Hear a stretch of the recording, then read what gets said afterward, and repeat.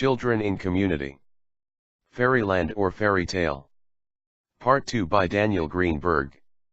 This audiobook was created by Broken Pattern Press. Shared parenting/childcare.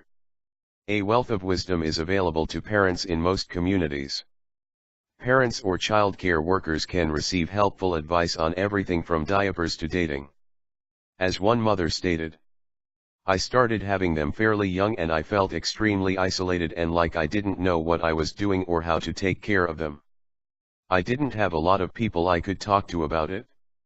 I really like sharing responsibility and decisions about the children in community. As in extended families, those in community also benefit from sharing hand-me-downs and other resources. I needed new pants for my child and some calamine lotion. I put a note up and within 10 minutes, I had 6 pairs of pants, a bottle of cough syrup, and a brand new bottle of calamine." When communities share childcare and related tasks such as cooking, laundry, shopping, and cleaning, parents, most notably mothers, have greater freedom to pursue activities other than parenting and to be more fully engaged in work and social activities both in and out of the community. Perhaps most significantly, parents can choose to interact with children more often when they want to rather than when they have to, thus reducing burnout and enhancing the overall quality of parent-child relationships. Similarly, the combined parental experience of multiple caregivers often facilitates more relaxed attitudes toward childhood conflicts. Consequently, overly intense parent-child relationships are often diffused that may otherwise lead to overdependency on one hand or to rebellion or even child abuse on the other. For example, one woman was really fixated on watching her child eat and telling her what to eat. The result was that the child was nervous at meals and hardly ate at all. From watching other adults and children, the mother realized that other people were not doing this to their children and they were eating more sensibly than her own child. Although she still was anxious about what her child ate, she was able to stop hounding her daughter about it and let her eat, or not eat, in peace. The multitude of theories and practices about just about everything relating to children can occasionally turn parenting in community into a real circus. It is very important for adults in communities that share responsibilities for their children to discuss questions such as, how much authority are parents really willing to give up, what are considered appropriate and inappropriate behaviors for children, who disciplines children when they get out of line, how does an adult handle a grievance with another person's child, how much responsibility are community members really willing to share. Integration into community. While few intentional communities have the resources to be able to offer formal schooling to their children, diverse informal learning experiences for children are ubiquitous. Children in community see adults building houses, building relationships, and building political structures. Children in community also see adult arguments, process, and real tears. An acculturated parental front of omniscience and strength is difficult to maintain in such situations. Parents and other adults consequently become more human in the eyes of children. As one community member noted, "Kids on the farm got to hear so many heavy life and death sort-outs between adults, so many real-life situations, that it made them really good at understanding human nature and how to deal with it." Practically, the range of experiences available to children through casual participation in adult activities is astounding. Examples from a questionnaire about materials or areas used in the education of children included the following: woodworking shops, weaving studios, bike shops, indoor grillabs, organic gardens, dairy cattle, barns, house construction, kitchens, woods, streams, miles of trails for walking, and rocks for climbing. Other respondents mentioned adult members, and also visitors, as invaluable resources for the education of children. Examples of adult activities available to children include gardening, seasonal ceremonies and rituals, recycling, spiritual practices and meditation, sweats, political activities such as rallies, tree planting, craft activities, cooking, and multitudes of formal and informal meetings and gatherings.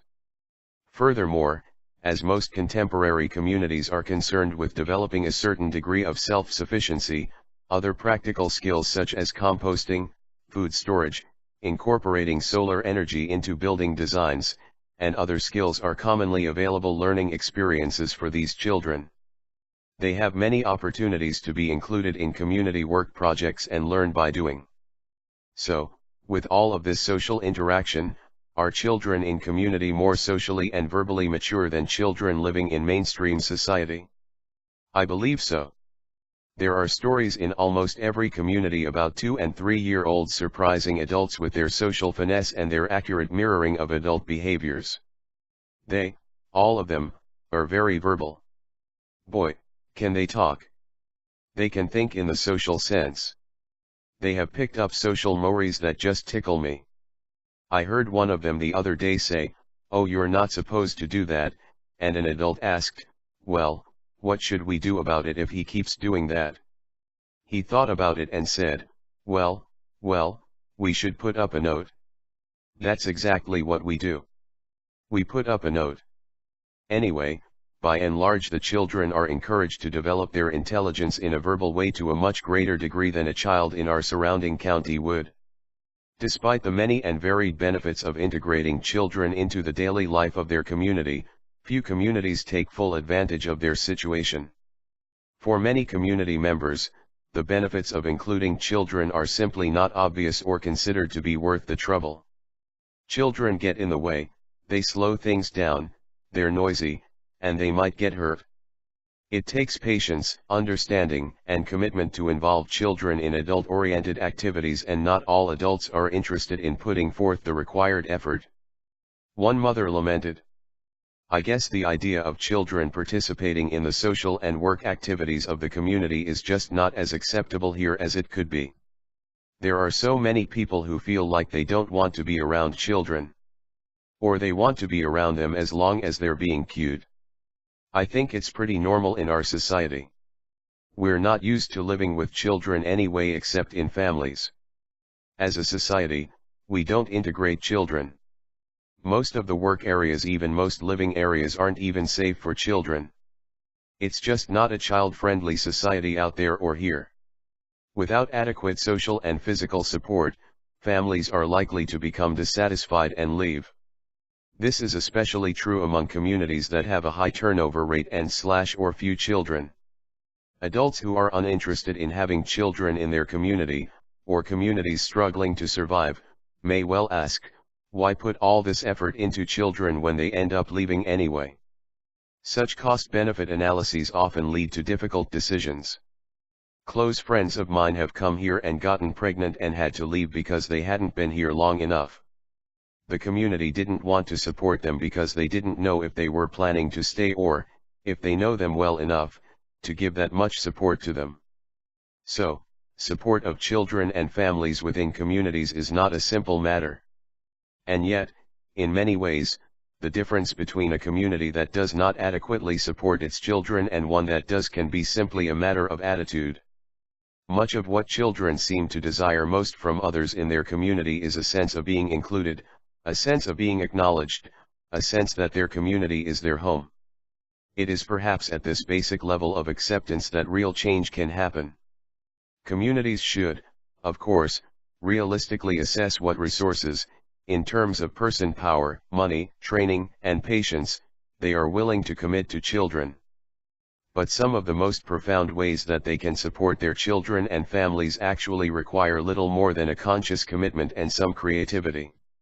Mutually discussed and agreed upon guidelines for children's and adults' behaviors, and a process to work with grievances and suspicions of abuse, can provide immense support to parents and increase the general awareness of children within communities. Another way to support children that requires few physical resources is to create rituals and celebrations that acknowledge and honor significant transitions within the community. A child is born, a toddler enters school, an adolescent becomes an active member, a teenager goes off to college. These are all events that have lasting meaning within a community. To honor them as such provides children and adults a sense of shared meaning and connection. And really, isn't that what community is all about? Author biography.